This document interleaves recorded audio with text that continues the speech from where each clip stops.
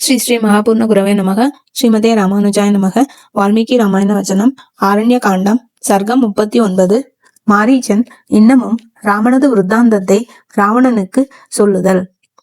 ராவணா, ராமன் பால்யத்தில் நடந்த யுத்தத்தில் என்னை மன்னித்து உயிரோடு விட்டனன். அவனுக்கு யவ்வனம் வந்த பின்பு இப்பொழுது நடந்த விருத்தாந்தத்தையும் சொல்லுகிறேன், கேள்.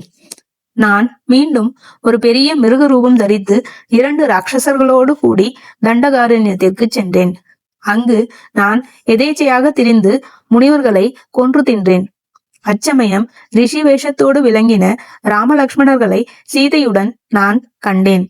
உடனே பழைய வைரத்தை மனதில் வைத்து புத்தி இல்லாமல் இவன் தாபச வேஷத்துடன் இருப்பதால் இப்பொழுது ஒன்றும் செய்ய மாட்டான் என்று நினைத்து அவனை தகர்க்க விரும்பி எதிர்த்து ஓடினேன். என்னவென்பேன், அவனால் வெளியினின்றும் பிரயோகிக்கப்பட்ட கூரான பானங்கள் என் உயிரை வாட்டுவதற்காக வேகமாக என்னை நோக்கி ஓடி வந்தன. நான் ஏற்கனவே ராமபானங்கள் பட்டு பயந்து இருப்பவன் ஆகையால் ராமனது பராக்கிரமத்தை நினைத்து ஓடி போனேன். ராமபானம் பயந்து ஓடி போகிறவனை தீண்டாது ஆகையால் நான் அதனின்றும் தப்புவித்துக் கொண்டேன். மற்ற 2 ராட்சசர்களும் அதன் மகிமை அறியாமல் எதிரிட்டு அடிபட்டு மாண்டனர்.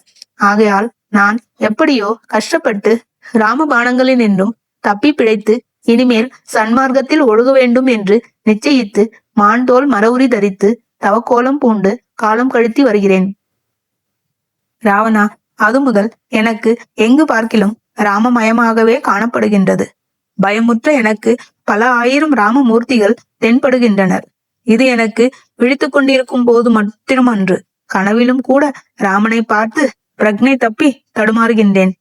ராவணா, நான் எப்பொழுதும் ராமனை நினைத்து திகில் பட்டு கொண்டிருப்பதால் ரா என்னும் எழுத்தை முதலில் கொண்ட ரத்னம், ரதம் முதலான பெயர்களும் கூட முதல் அக்ஷரம் கேட்டவுடனே ராமனது பெயர்தான் சொல்லப்படுவோம் என்று எனக்கு பயத்தை விளைவிக்கின்றன. ஆகையால் எனக்கு அந்த ராமனது பிரபாவம் நன்றாக தெரியும். நீ பிராணனோடு இருக்க விரும்புவாயாயின் ராமனது பிரஸ்தாவத்தையும் கூட என்னிடம் சொல்ல வேண்டா. நான் உன் கருத்திற்கு சிறிதும் இணங்க மாட்டேன். சூர்பனகையை அவன் வேண்டும் என்று அங்கபங்கம் செய்யவில்லை. சூர்பனகை சீதையை கொல்ல எத்தனித்தபடியால் ராமன் அவளை பங்கம் செய்தனன்.